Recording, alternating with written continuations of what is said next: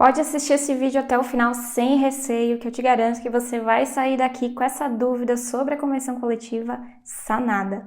Bora comigo?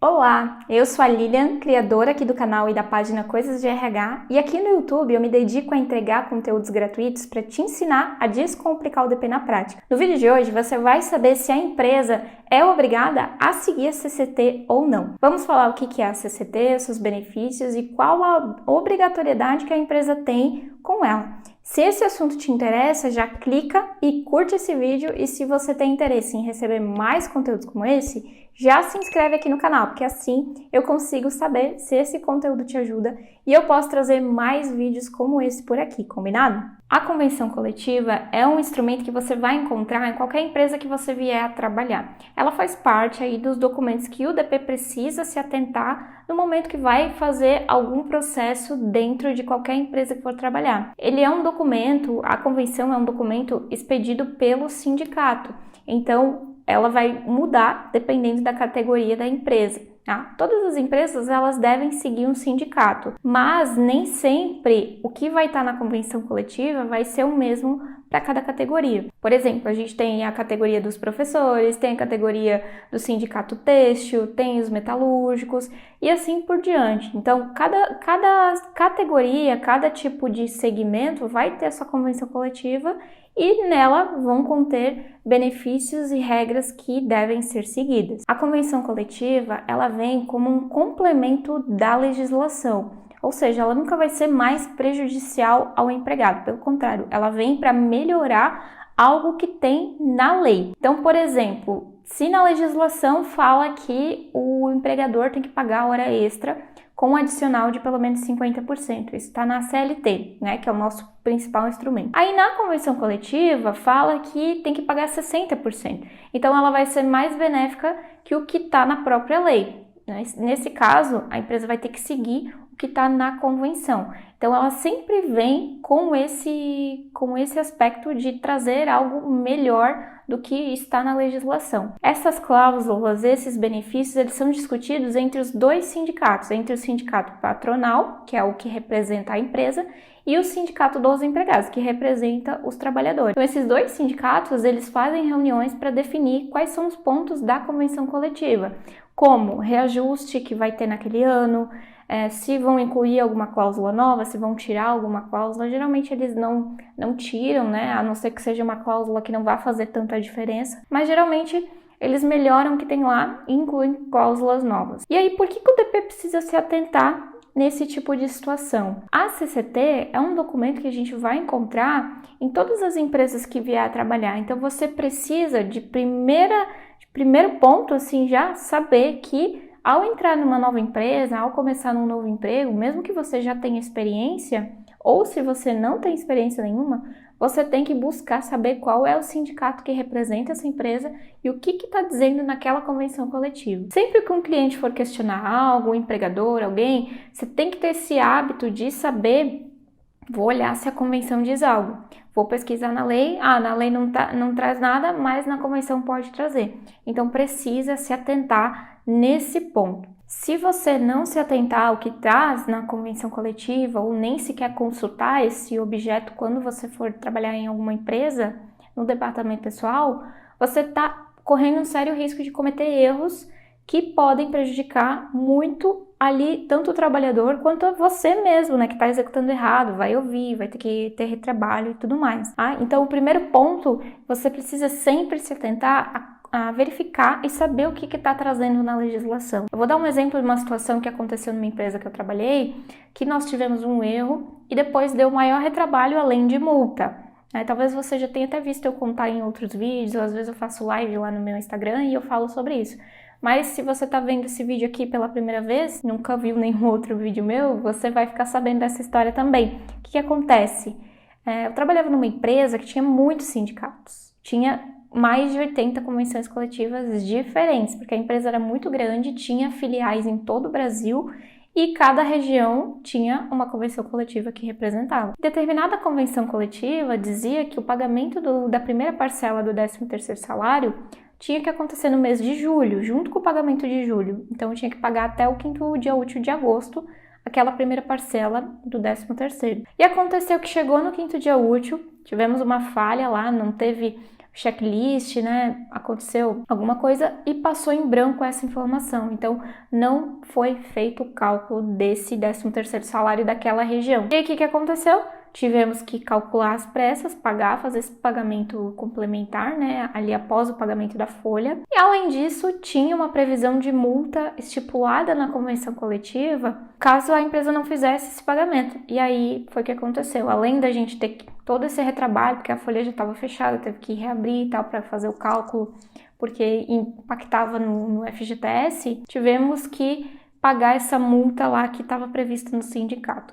E era um sindicato grande, tinha bastante funcionários que eram representados por esse sindicato e teve esse problema. Então, imagina a situação, além da gente ter cometido esse erro, era o telefone que não parava de tocar, era a notificação do sindicato, era professor cobrando, era um monte de empregado cobrando, com razão, porque eles deveriam ter recebido.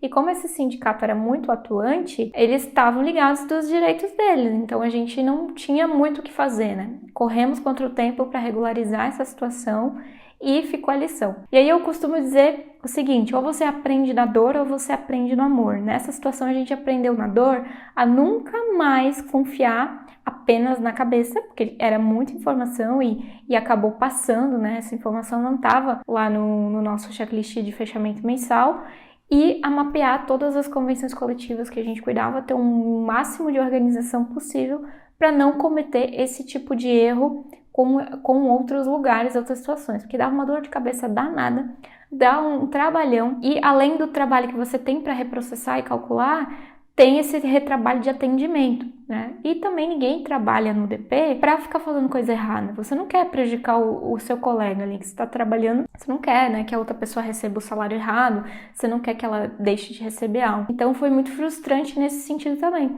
Aí você começa a se questionar, eu não sou um bom profissional, eu não sei fazer as coisas direito, fica com medo de fazer errado de novo. Tudo isso pode acontecer, mas para quase tudo tem solução no DP. Só que o problema é que a gente lida com algo sensível, que é o salário das pessoas. Então, em algum momento, se você cometer um erro, isso vai respingar, seja na empresa que vai pagar alguma multa, seja na folha de alguém que vai receber a menor, ou às vezes você vai pagar maior, dependendo do erro, e aí tem que correr atrás para resolver também. Então, a gente sempre precisa se atentar aos processos, todos os processos do DP, mas falando de convenção coletiva, principalmente aos detalhes que trazem diferente da legislação para você não cometer esse tipo de erro. Por que a gente não se atentou nessa situação? Porque para 90% das empresas que a gente fechava, era pago em novembro, que é o que diz na legislação. Então, a primeira parcela até o dia 30 de novembro. Só que aquela situação lá específica, aquela região específica, eu tinha que fazer o pagamento em julho, né? Até o 5º dia útil de agosto. Então, era uma situação atípica. A maioria era em novembro, então a gente não se lembrou dessa situação, acabou passando. Foi a primeira e a única vez, porque depois disso, nunca mais a gente cometeu o mesmo erro, porque resolveu e se preparou para não errar mais na mesma coisa. Então, por isso que eu gosto de dizer que a primeira coisa que você tem que... É praticamente a primeira coisa que você tem que fazer quando você entra em qualquer empresa, independente se você é analista já, se você nunca trabalhou na área, é você questionar qual é o sindicato que representa a nossa empresa, qual é a convenção coletiva, olhar, geralmente os sindicatos possuem site, olhar lá no site, olhar a convenção vigente, pegar uma CCT e ler ela, né, interpretar. Geralmente vão ter cláusulas padrões, que é, por exemplo, qual é a database, ou seja, quando que vai acontecer esse reajuste do sindicato para aquela empresa. Né? Como eu trabalhava nessa empresa com vários sindicatos ao mesmo tempo, eu tinha praticamente reajuste todo mês. Tinha convenção que era janeiro, tinha convenção que era março, tinha convenção que era fevereiro. Então, todo mês eu tinha que me atentar que ia ter reajuste para alguma empresa. E aí era o dobro de atenção, porque quando você tem uma empresa só, que é tudo no mesmo mês, por exemplo, você vai fazer aquele mês e deu. Mas naquela empresa específica, como eram vários sindicatos, eu tinha que me atentar todo mês e eu tinha que ter um máximo de cuidado para não reajustar o salário de alguém errado. Então, se eu tinha um empregado alocado numa filial errada, já ia dar problema, porque ele poderia receber um reajuste errado. Por exemplo, se um empregado era do Rio Grande do Sul e ele estava alocado na empresa de Santa Catarina e saiu o reajuste de Santa Catarina, eu iria aplicar para ele, ou ele ia estar às vezes com o salário incorreto, porque está seguindo o piso dessa região, e sendo que ele deveria estar alocado no correto. Então, o nível de informação que eu tinha que conferir era muito grande para a gente conseguir fazer o máximo possível sem erros, sem prejudicar. E quando interfere em salário, em valores, é mais rigoroso ainda, porque você pode dar um aumento errado, você pode fazer um reajuste errado, você pode dar uma informação errada, né? Porque, por exemplo, para demitir, eu não posso demitir um empregado 30 dias antes da data base. A data da demissão dele não pode cair 30 dias antes que antecede a data base. Então, por exemplo, se a data base é março, se eu for demitir um empregado em janeiro e a rescisão dele, a data da demissão cair em fevereiro, ele tem direito à multa de um salário por conta disso que está na lei. Muitas vezes isso vai estar em convenção coletiva também, mas é algo que está na lei. Então, eu tenho que saber essas informações para evitar esse tipo de situação e até passar uma informação errada para um gestor, para alguém que venha me questionar nesse tipo de situação. E aí, respondendo a nossa pergunta inicial do vídeo, precisa seguir a convenção coletiva? A empresa é obrigada a seguir ou ela pode fazer o que ela quer? Não, existe a legislação ali para ser seguida. Eu sempre oriento as minhas alunas, os meus seguidores, quem me acompanha, o seguinte: nosso papel como departamento pessoal é orientar o cliente, orientar o empregador do que é certo, com base no que diz a lei. Agora, se ele quiser fazer uma coisa diferente daquilo, a responsabilidade não vai ser nossa. Você tem que orientar, mostrar o que é o certo e a decisão vai ser de quem toma a decisão lá, que vai ser o empregador, né? O empregador ou o gestor. Só que tem que ter isso muito bem registrado para depois não vir com aquela história de eu não sabia disso, ninguém me avisou, enfim, que pode acontecer, né? Consultar o jurídico, coloca o jurídico na jogada, mas sim, a empresa é obrigada a seguir. Só que além da CCT, que é a convenção coletiva, ainda pode ter mais um instrumento, que é o acordo coletivo. A convenção coletiva, ela representa toda uma categoria. Então, ela vai representar, por exemplo, todos os professores de Santa Catarina. Só que aí, eu tenho dentro dessa convenção de professores, eu tenho faculdades, escolas, eu tenho vários tipos de instituições. E aí, eu tenho uma faculdade lá que está dando um problema, naquela faculdade pontual, que os empregados estão questionando o valor do vale alimentação. É um exemplo. Então, a convenção coletiva diz que é R$10 por dia lá de vale alimentação. Mas naquela faculdade, os empregados e os professores estão dizendo que é muito pouco. Eles estão reclamando. Aí, o que pode acontecer? A empresa ela pode fazer um acordo junto com o sindicato e para aquela faculdade específica, o vale alimentação passa a ser R$20. Então, essa faculdade ela vai ter um acordo coletivo diretamente com o sindicato. Essa é a principal diferença da convenção pro acordo. O acordo ele vai resolver o problema específico de uma empresa dentro daquela categoria. A convenção ela vai abranger todas as empresas daquela categoria. Então, todas as escolas, todas as faculdades têm que pagar R$10 de vale alimentação.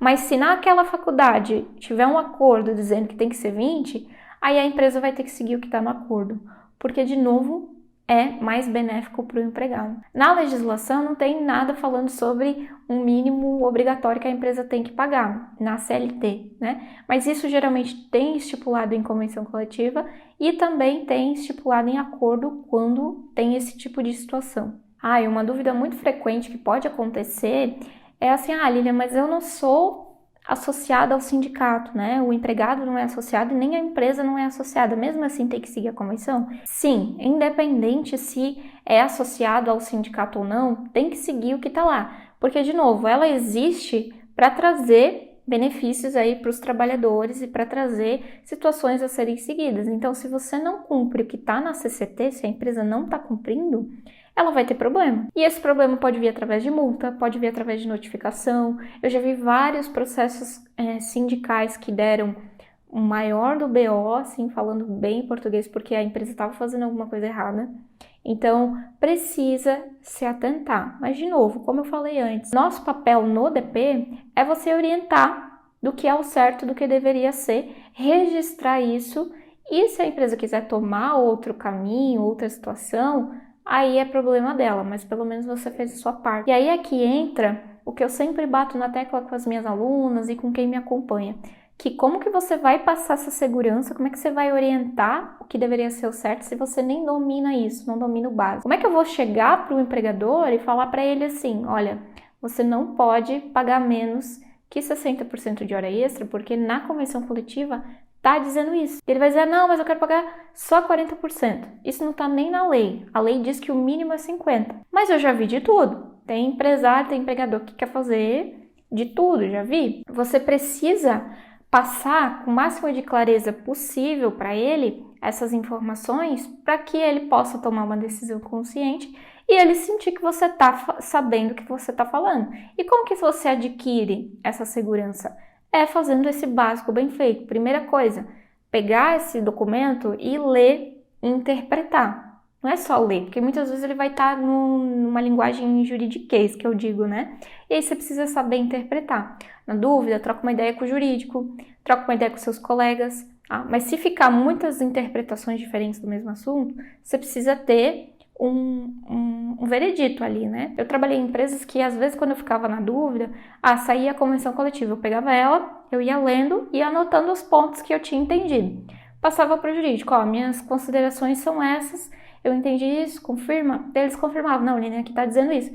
Aí, não, ficou confuso ainda para o jurídico, o que aconteceu já. O que eles faziam? Eles entravam em contato com o sindicato para esclarecer aquela cláusula e passava a orientação para o DP de como proceder.